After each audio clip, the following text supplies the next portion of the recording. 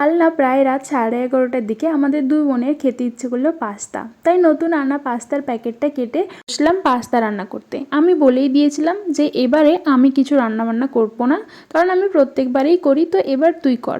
নিজে রান্না করে নিজে এক্সপিরিয়েন্স বাড়ানোটা ওর দরকার। যাই হোক, আমি পাশে দাঁড়িয়ে ওকে একটা একটা স্টেপ বলেই দিচ্ছিলাম। আর আমরা না বুঝতেই পারিনি পাস্তাটা অনেকটা বেশি ফেলে দিয়েছিলাম। তো সেদ্ধ হওয়ার পরে মনে হচ্ছিলো যে না, এবার পাস্তাটা দুজনের পক্ষে একটু বেশিই হয়ে যাবে। তো এদিকে আমি দেখছিলাম যে সসের প্যাকেটগুলো যেগুলো আমার আনা ছিল, বাকি দুটো থাকলেও ওই টমেটো সসের প্যাকেটটা ও খেয়ে একদম পাতলা করে দিয়েছে। কিন্তু পাস্তাতে তো একটু টমেটো সস লাগবেই, তো বাধ্য ওকে বসিয়ে আমি টমেটো ওকে দিয়ে গ্রেট করিয়েছি যে যেমন তুমি খেয়ে শেষ করেছো তেমন করো। কিন্তু এদিকে আমাকেও হাত লাগাতে হয়েছে পেঁয়াজটা কেটে দেওয়ার জন্য।